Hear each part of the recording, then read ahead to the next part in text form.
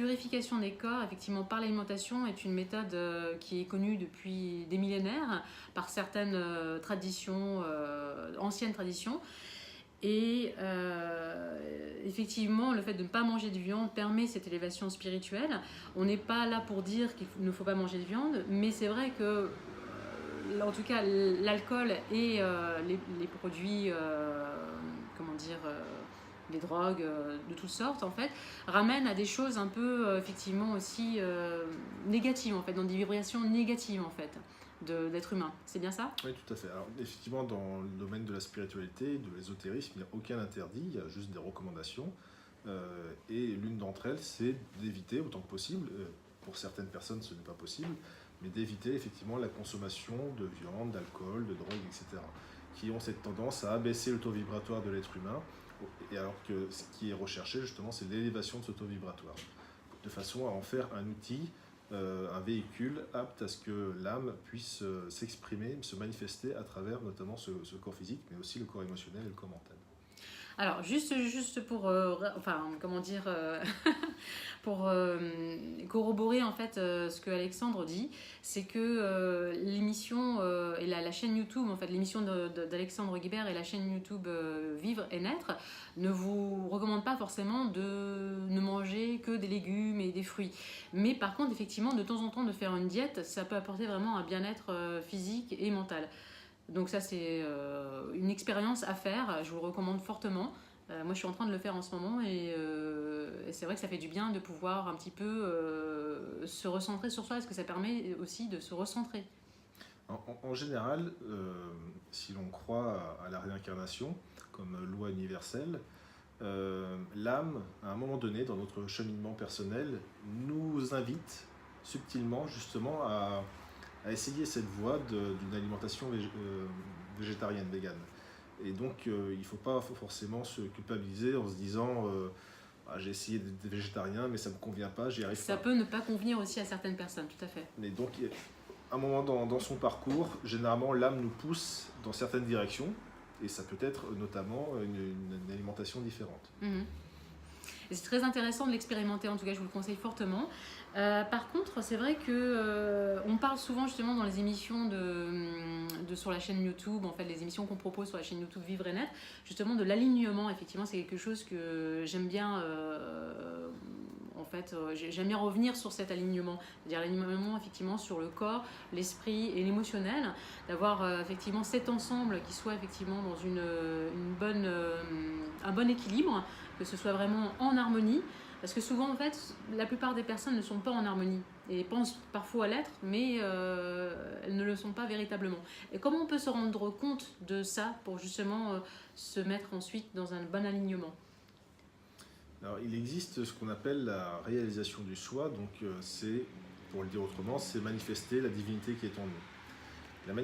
La réalisation du soi, elle préconise trois principes. Le premier, c'est la sincérité du cœur. En gros, c'est être soi-même avec soi, mais aussi avec les autres. C'est de parler avec les gens de cœur à cœur, c'est d'être ouvert aux autres, c'est être dans l'amour, la bienveillance. Il y a également le détachement.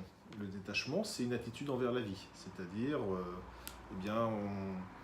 ne s'attache pas aux choses, on a un certain recul, même si les choses arrivent, on les prend avec une certaine philosophie. Voilà, Ce qui est important, c'est ce qu'on va en faire, mais c'est pas forcément l'événement qui est important, c'est ce qu'on va en faire. C'est pas prendre les choses pour soi, mais le voir avec un peu de recul. Voilà, c'est être dans l'observation, et puis c'est utiliser les événements pour continuer son cheminement, pour être dans l'aide des autres, dans le service. Donc la sincérité du cœur, le détachement, et puis le troisième principe, c'est l'honnêteté du mental. L'honnêteté du mental, eh bien, c'est être en accord avec soi-même, entre ce que l'on dit, ce que l'on pense et ce que l'on fait. C'est-à-dire que si on s'observe dans notre quotidien, souvent il y a une différence entre ces trois choses. Il y a un dysfonctionnement, ouais, entre la pensée, l'action et voilà. L'acte, la pensée et la parole. Et le verbe est très important aussi, il a une puissance incroyable.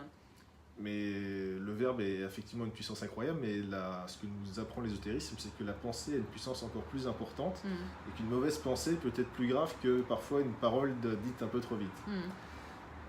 Et en tout cas, si on arrive progressivement dans notre quotidien à mettre en place ces 3 choses, donc l'honnêteté du mental, la sincérité du cœur et le détachement, eh bien progressivement on acquiert ce dont tu parlais, cet alignement entre notre personnalité, notre âme, et on manifeste progressivement notre divinité et l'expression de notre âme.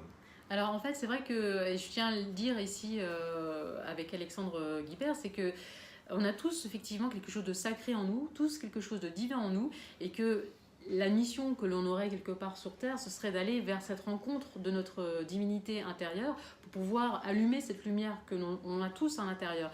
Évidemment, suivant les étapes de chacun, parce que chacun est dans une étape plus ou moins appropriée à sa mission de vie. C'est pas forcément évident pour tout le monde, je pense, peut-être de pouvoir se contrôler. Ou en tout cas gérer cet alignement, mais effectivement pour ceux qui peuvent le faire, c'est vraiment important, et surtout au jour d'aujourd'hui, dans cette vie, avec l'évolution qu'on a en ce moment, avec le taux, l'élévation du taux vibratoire de la Terre, et plus les alignements des planètes, puisque en fait en ce moment avec justement Véronique Agrigny dans l'émission de 1001 visages de l'astrologie sophianique, on est en plein effectivement dans ces relations avec l'univers, puisque l'être humain n'est pas simplement un être terrestre, c'est aussi un être universel lié à l'univers. Oui, tout à fait. Il y a effectivement des influences, des énergies qui viennent influencer la Terre et l'humanité dans sa globalité. Et l'être humain doit faire face à ces différentes influences pour toujours dans la même optique progresser, s'en servir pour avancer sur notre chemin. Effectivement, l'être humain n'est pas un être séparé. La séparation entre les gens et avec la nature est une hérésie. Nous sommes tous interdépendants et il faut en tenir compte. C'est cette interdépendance qui doit être à la base d'un mouvement fraternel entre tous les êtres humains. Alors je rappelle un petit peu les lois universelles justement que j'ai récupérées sur internet, que vous pouvez trouver en tapant simplement les lois de l'univers, parce qu'en fait elles existent, et en plus de ça la physique quantique, merci la science, va dans ce sens-là. C'est-à-dire que nous avons la loi de l'unité divine, c'est-à-dire on est tous unis les uns les autres et on est tous dans une unité divine. La loi de la vibration, on a tous une vibration, et notre pensée, nos actes et notre parole a un taux vibratoire qui est autant quantifiable que le rayonnement du soleil. La loi de l'attraction, c'est-à-dire qu'on attire à nous les choses qu'on peut attirer par simplement l'intermédiaire de notre pensée, par exemple. Et elle est vraiment, enfin, toutes les lois sont puissantes de toute manière, et elles sont toutes liées les unes avec les autres, elles sont cycliques, elles rentrent dans l'harmonie de l'univers, l'harmonie de la Terre et l'harmonie de l'être humain. La loi des correspondances, c'est-à-dire qu'à chaque chose correspond une autre chose, en fait, c'est la loi du plus et du moins. La loi de la cause à effet. On aura peut-être un jour l'occasion peut-être d'en reparler plus en profondeur, mais c'est vrai que la loi de la cause à effet, c'est aussi la causalité, c'est très très important. Et Carl Jung justement a cherché pendant presque toute sa vie, une bonne partie de sa vie, en tout cas une trentaine d'années de sa vie, sur les lois de réciprocité, les lois de cause à effet, les lois de je pense quelque chose et ça arrive, j'arrive à l'amener dans ma réalité. La loi de la compensation. Et bien, si vous avez des choses en plus, certainement vous aurez des choses en moins, c'est une sorte de compensation. La loi de l'attraction, ça c'est la 7e loi. La 8e loi, c'est la loi de la transmutation de l'énergie. La loi de la gestation, la 9e loi. La 10e loi, la loi de la relativité. La loi de la polarité et la loi du rythme, parce que tout est cyclique. Donc là, aujourd'hui, le but n'est pas de parler de toutes ces lois, c'était de parler surtout de l'élévation de la conscience. Mais effectivement, c'est important de faire une petite parenthèse sur ces lois qui existent et qui sont fondamentales aussi, qui font partie de l'être humain. Justement, la connaissance progressive de ces différentes lois et leur maîtrise progressive permettent justement aussi, contribuent à acquérir une élévation de notre conscience et progressivement à faire en sorte que notre âme soit la prédomine dans notre quotidien et non plus notre personnalité. Le but, encore une fois, c'est ce retour à la source, ce retour à notre essence, à notre nature divine, et la purification des corps. On a parlé essentiellement de celle du corps physique, mais il y a aussi celle du corps émotionnel et du corps mental. La connaissance, et la connaissance en général, mais la connaissance des lois de l'univers, des pratiques comme la réalisation du soi, la méditation, etc. Tout ça permettent progressivement d'élever notre conscience et d'exprimer qui nous sommes véritablement. Et c'est parce que à un moment donné, on arrive à exprimer qui on est véritablement qu'on devient heureux, qu'on acquiert ce bien-être recherché. Alors il y a aussi Pierre et Céline Lassalle qui expliquent aussi la mission des Parisiens, parce que apparemment les Parisiens auraient une mission. Ça, je fais juste une parenthèse. Et la mission, ce serait effectivement d'amener Paris comme ville, pas simplement de la lumière, mais surtout de l'amour. Donc d'amener plus d'amour dans l'humanité et de pouvoir éclairer le monde par cette, je dirais, union d'humour de chaque personne qu'on peut tous émettre à un moment donné. Est-ce que tu es d'accord avec ça ? Alors, globalement, tout être humain doit être amené un jour ou l'autre à exprimer l'amour, puisque d'être dans le taux vibratoire de l'amour. Dieu est amour et nous sommes divins, donc on doit exprimer l'amour. Je ne sais pas quelle est la mission particulière de Paris. Par contre, ce que l'ésotérisme nous apprend, c'est que chaque pays a une âme, une personnalité, et que chaque pays doit apporter quelque chose à l'humanité dans sa globalité. La France et les autres pays ont une mission pour le service de l'humanité, pas simplement quelque chose d'égoïste, mais pour l'ensemble du monde. Et chaque pays, donc les villes aussi probablement, ont quelque chose à apporter à l'ensemble du monde. Donc peut-être que pour Paris, c'est cela. Et la France, ce serait quoi alors la mission de la France, ou en tout cas l'entité, enfin comment dire, la personnalité de la France au niveau ésotérique? Je ne sais pas si tu peux nous le dire aujourd'hui ou... Pour la France, si on regarde son histoire, disons que dans les siècles passés, elle a apporté un progrès au niveau de la civilisation. Il y a une époque, il y a au XVIIe, XVIIIe siècle, où la civilisation française prédominait sur l'Europe, avec la propagation d'un certain nombre d'idées, notamment au niveau de la Révolution française, à la fin du XVIIIe siècle. Donc il y a eu un apport bénéfique d'un point de vue idéologique, de ce point de vue-là. Après, il est dit que dans un futur plus ou moins proche, la France, par son côté scientifique, rationnel qu'elle a, serait amenée à faire la démonstration scientifique de la preuve de l'âme chez l'être humain. Bon, c'est quelque chose d'anecdotique peut-être, mais c'est un des apports que la France pourrait faire au monde. D'accord. Ce serait extraordinaire d'avoir effectivement cette preuve scientifique. Ça permettrait effectivement peut-être à tout et chacun de pouvoir vraiment prendre conscience de son pouvoir intérieur. Effectivement, ça permettrait à chacun d'avoir une vision différente de qui il est. Et cette vision différente peut-être libérerait des choses en nous, on serait peut-être plus créatif, peut-être que ça permettrait d'annihiler, de faire disparaître certaines peurs en nous, par exemple la peur de la mort, de nous ouvrir à de nouvelles connaissances, de nous dire si nous sommes une âme, qu'est-ce que c'est, qu'est-ce que ça représente, quel est mon potentiel, et donc voilà, de nous ouvrir à beaucoup de choses, d'exprimer ce que nous sommes et d'être plus bienveillants, plus fraternels et de construire une nouvelle société basée sur ces nouvelles connaissances. Et cela est vraiment possible. Si chacun d'entre nous prenait vraiment conscience de son potentiel, effectivement, de sa capacité à être responsable, à être conscient de ce qu'il fait, de ses actes, de sa parole, de sa pensée, ça pourrait effectivement changer et révolutionner le monde. Oui, tout à fait.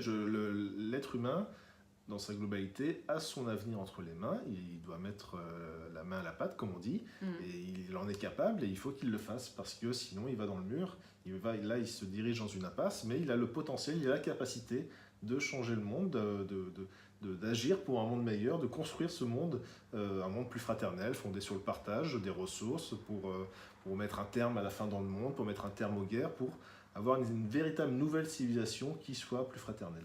Alors, juste à préciser qu'on peut penser parfois qu'on est juste une petite goutte d'eau dans l'océan, mais il faut savoir que chaque goutte d'eau de l'océan compte, et donc chaque individu et chaque être qui est sur Terre est différent de l'autre. On peut être unis par certaines choses, mais effectivement, on a chacun une vraie divinité en soi et un sacré en soi. Et d'ailleurs, sur YouTube, enfin pas spécialement sur YouTube, mais sur Internet, on peut aller vers son sacré divin, son sacré masculin ou sacré féminin.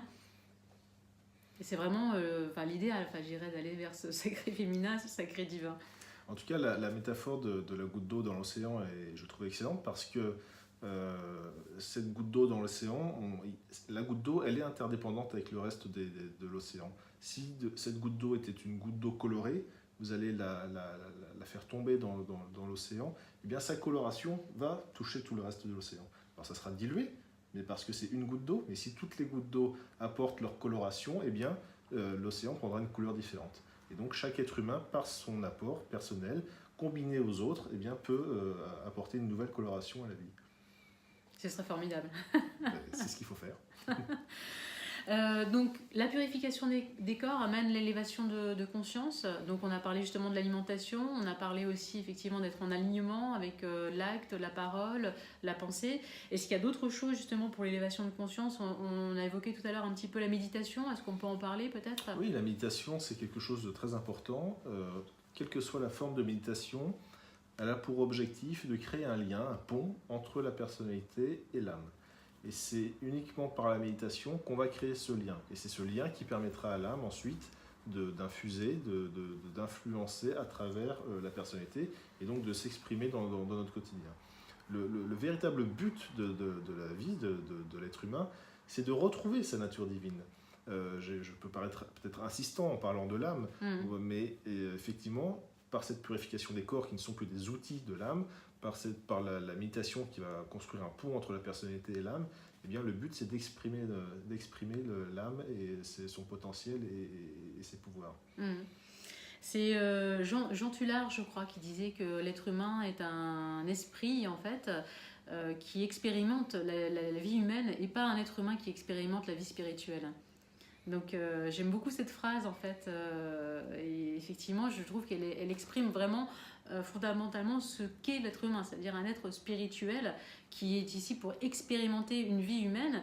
Et dans cette vie humaine, il est important effectivement d'être dans le bien-être, d'être dans l'épanouissement et d'être bien, non seulement en harmonie avec soi-même, mais en harmonie avec les autres et avec l'univers. Oui, parce que finalement, par le terme de bien-être, ce qu'il faut entendre, c'est être soi, être ce qu'on est véritablement. C'est pas juste, c'est pas une recherche égoïste, je me sens bien et puis peu importe les autres. Non, c'est être soi, véritablement exprimer qui on est pour soi, mais pour l'ensemble, pour être en harmonie avec soi-même et son environnement, ses relations, la nature, etc. C'est une démarche pour l'ensemble de la nature, de l'humanité. Pour la méditation, qu'est-ce que vous conseilleriez en fait par rapport à la méditation? Est-ce que ce serait d'en faire tous les jours ou une fois de temps en temps? Est-ce que je sais qu'au début c'est pas forcément évident pour les gens qui ne connaissent pas, parce que c'est vrai que bon, on n'est pas censé forcément connaître, et puis il y a bien un début pour se lancer. Et c'est vrai qu'au début c'est pas forcément évident, pour certains ça peut être contraignant, mais petit à petit il y a des choses qui s'installent en le faisant tout simplement. Il ne faut pas forcément forcer aussi, parce que le fait de faire 8 heures de méditation par jour c'est pas forcément nécessaire. Ce qui est important c'est la qualité et l'intensité qu'on y met. Qu'est-ce que vous conseilleriez dans ces techniques, éventuellement, si on peut un peu aborder, pas forcément la technique, mais en tout cas la qualité de méditation? Alors, il y a une méditation qui existe que je peux conseiller, qui est une méditation qu'on appelle la méditation de transmission, qui est une méditation collective, une méditation de groupe. Les gens la pratiquent en général 1 ou 2 fois par semaine, de façon régulière. Si c'est le lundi soir, ça va être tous les lundis soirs. Et c'est une méditation qui est assez facile dans sa pratique, c'est-à-dire que les gens sont assis, ils récitent un mantra qui s'appelle la grande invocation, qui est un mantra qui est récité chaque jour par des milliers et des milliers de personnes à travers le monde. Et les gens se concentrent sur le chakra Ajna, donc le chakra qui se situe entre les sourcils. Pourquoi ce chakra? Parce qu'il a tendance à relier au corps mental et à l'âme. Et puis les gens laissent passer les énergies qu'ils reçoivent de ceux qu'on appelle les maîtres de sagesse, c'est-à-dire des êtres humains devenus parfaits, qui sont les gardiens de l'humanité, qui veillent à notre progrès depuis l'origine de l'humanité. Et donc ces énergies traversent les méditants, traversent les chakras des méditants, de façon à ce que ces énergies soient transformées pour être rendues utilisables par les maîtres de sagesse dans leur service pour le monde. Donc le méditant, par la méditation de transmission, fait à la fois un acte de service, de coopération avec des grands êtres, des maîtres de sagesse, et puis c'est aussi une méditation qui permet donc d'évoluer d'un point de vue spirituel. Il y a ce côté service, en laissant passer les énergies, et puis ce côté donc de travail à l'élaboration de ce pont entre l'âme et la personnalité. Donc la méditation de transmission est une forme de méditation que les gens peuvent essayer. Il faut qu'ils se renseignent, par exemple sur le site internet Partage International. Après, il y a des méditations personnelles, il en existe beaucoup. En général, les gens qui méditent peuvent avoir cette méditation de groupe, la méditation de transmission, et puis une méditation personnelle, individuelle, qu'ils font chez eux chaque jour. Après, à chacun de trouver sa voie, sa méthode. Après, il y a effectivement plusieurs méditations. On aura l'occasion d'en parler sur la chaîne YouTube pour Vivre et Naître. On aura d'autres effectivement émissions dédiées vraiment à la méditation. Et justement, vous pourrez peut-être certainement venir à ce moment-là parler justement de ce type de méditation. De transmission. Transmission, c'est ça. Je voulais pas faire de bêtises, pas dire de bêtises. Donc, de cette méditation de transmission qui est vraiment une méditation en fait collégiale ou en groupe, que ce qu'on soit chez soi ou effectivement avec du monde en fait, dans une salle. Oui, alors les gens se regroupent dans une salle, chez un particulier, dans une salle qui est louée, et puis pendant 1 heure, 2 heures, 3 heures, le temps que chacun souhaite, eh bien tout le monde commence ensemble, mais après chacun s'en va lorsqu'il il a besoin, et les gens méditent comme ça, collectivement. Donc si on veut retrouver cette méditation de transmission, on peut la retrouver sur le site de Partage International, c'est ça? Oui. D'accord, donc on tape juste Partage International. Dans un moteur de recherche, et puis sur le site voilà. partageinternational.org. Voilà, si ça vous intéresse, et de toute façon on aura d'autres émissions sur la méditation. Alexandre, l'émission se termine. Est-ce que vous voulez rajouter peut-être quelque chose sur ce sujet ou est-ce que... Simplement pour conclure que effectivement les gens... Il faut avoir conscience de notre nature divine et que par un travail personnel, progressif, de purification des corps et d'élévation de la conscience, on peut arriver à avoir une vie harmonieuse avec soi-même et avec son environnement. Et se sentir mieux dans la vie de tous les jours. Voilà. Ouais. Ça c'est le plus important. Écoutez, je vous remercie beaucoup d'être venu sur la chaîne YouTube Vivre et Naître. On se retrouve lundi prochain. Oui. J'ai oublié le titre de l'émission, c'est... Le lien entre les maîtres sagesse et le frère de l'espace. Voilà, donc c'est un beau sujet. Et donc on pourra justement en savoir plus sur ces liens qui nous attachent avec les maîtres de sagesse. Oui. C'est parfait. Merci de nous avoir écoutés. Je rappelle juste que demain, nous avons rendez-vous avec Véronique Agranier pour les 1001 visages de l'astrologie sophianique. Jeudi, c'est avec Pascal du corps au langage et du langage à la pensée pour la gestion mentale. Et vendredi, c'est de l'atome au maître de sagesse par Laurent Dapoigny, qui est aussi lecteur de Partage International. Tout un beau programme pour que vous ayez toutes les méthodes et moyens pour essayer de vous sentir mieux dans votre vie et d'avoir une élévation de conscience. Pourquoi pas, ce serait bien. Merci beaucoup, à très bientôt.